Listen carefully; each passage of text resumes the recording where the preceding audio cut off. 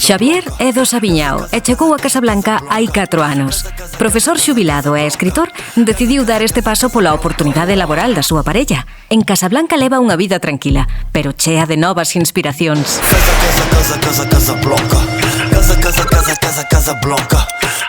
Con Xavier perderémonos pola Medina Vella, descubriremos o parque da Liga Árabe e os seus arredores e mergullarémonos de cheo na gastronomía local.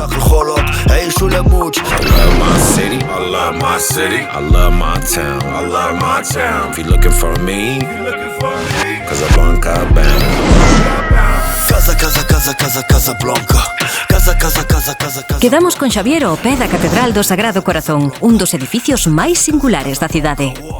¿Qué tal, Xavier? ¿Cómo estamos? Hola, ¿qué tal? ¿Cómo andamos, Para facer o saúdo marroquino, É así, non? Así, Tres. Vale. Custoulle moito a un do Sabiñao integrarse aquí en Casablanca? Pois non, amabilidade, axudanche en todo, están sempre dispostos a servirte, sempre cun sorriso, é un placer estar aquí entre eles. Leo a súa literatura, converso con eles, coñezo sitios, viaxei moito, e gustame empaparme, dicir que recollo para a miña literatura, para as miñas novelas.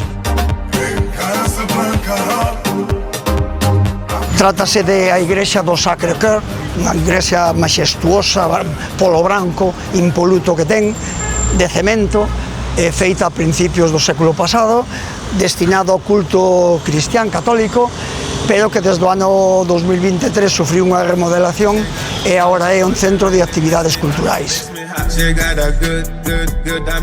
Aquí fanse grandes eventos, e os grandes eventos implica que ven toda a llet, é dicir, toda a llet da cultura, entón, isto ten a súa importancia este espazo, e teñen unhas vidreiras que agora non, pero polas tardes, cando dá o sol detrás, crea un efecto lumínico impresionante.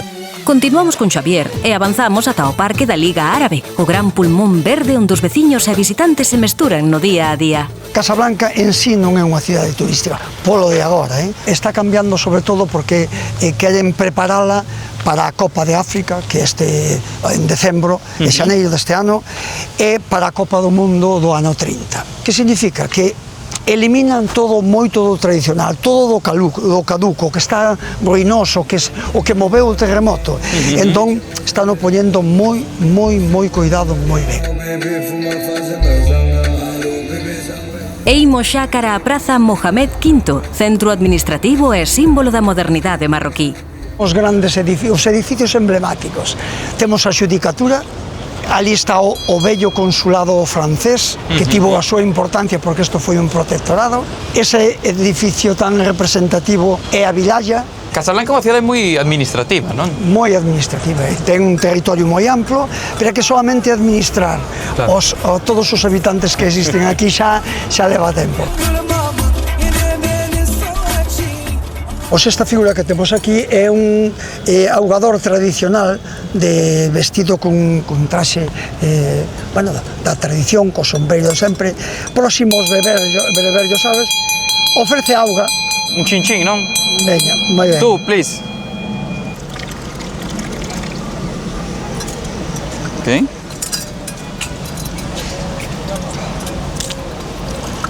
Din que brindar con auga non dá moita sorte, pero por unha vez non pasará nada, non? Aquí ten que ser con auga, Saúde.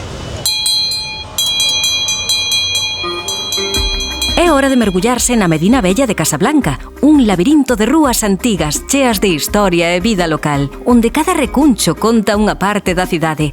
Aquí tamén descubrimos por que Xavier se sente tan conectado con este lugar. Pois estamos entrando por unha das portas. Antes existían 4 portas nada máis, na Medina Vella, a Medina Kedima. Trátase o barrio bello, a zona bella da cidade. Que cousas podemos atopar aquí?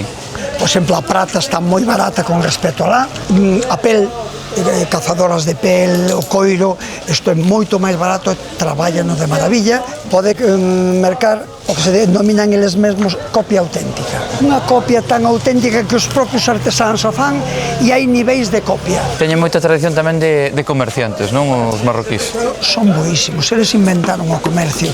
Entras ao mellor en 20 rúas e é todo comercio, andas, porque eles fan unha vida cara fora. Non é como a mellor os galegos que estamos na nosa casa, imos traballar ou que... Non, eles levántanse e van fora a facer a súa vida. A vida fan fora, na rúa.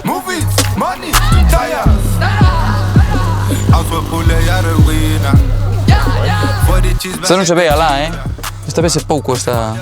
Cal é o prezo destas, nun 42? 40 e 50. 40 e 50? Ué, próbala.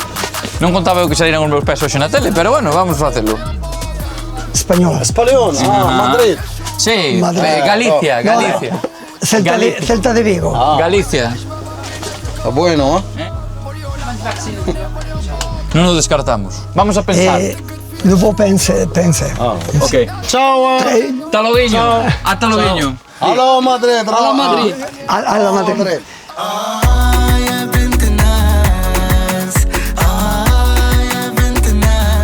Logo do paseo, toca acompañar a Xavier a probar unha comida típica de Casablanca, descubrindo sabores e aromas que forman parte da vida cotiá da cidade. Ben, pois estamos ante dous tallíns. Tallín realmente é o recipiente de barro, coa tapa, faise a fogo lento, a lume lento moitas horas, e se ti ves unha hora tarde, valo coller quente igual. Sí, non?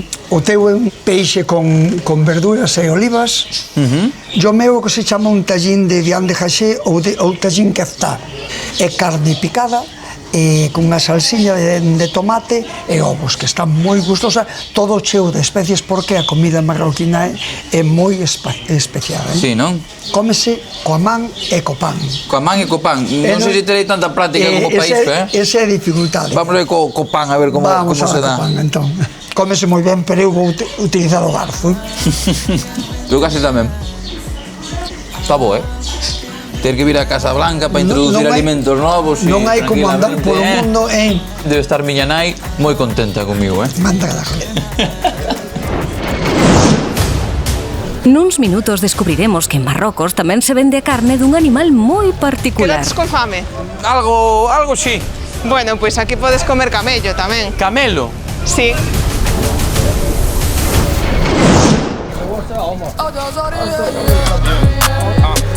Seguimos de ruta e case sen querer descubrimos a intensa rivalidade futbolística de Casablanca. Wydad contra Raya. O símbolo do Wydad está sempre moi presente aquí. O Wydad que é como o equipo grande de Casablanca. No, un dos equipos grandes, non digas eso porque te... Non me quero meter en problemas. Wydad. Voulle decir que son do Raya de Casablanca. No, mellor non. Non yo digas porque creas un problema. Wydad is the best. Wydad. Ah bien, Casablanca, Nzala, c'est chez moi ici.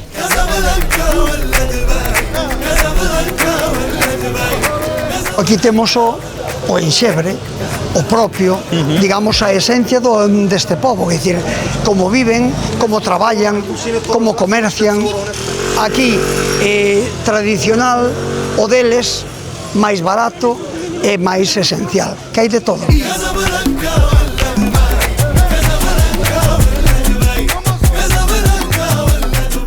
Mira, esta máquina de costura é exactamente como a que teño na miña casa. Sí? A miña avoa... Pero na túa casa de Casablanca ou na de Galicia? Na de Galicia, pero a miña avoa tiña unha Singer destas. Traballou moitos anos de costureira, andaba polas aldeas. É exactamente igual, ves que aquí todavía funciona, están limpando, está operativa, cosan por ela, e aquí temos os vellos oficios, o tradicional. Vededes que hai xente na rúa cosendo, ti compras as teas, fancho vestido inmediatamente. É sorprendente. E xukran.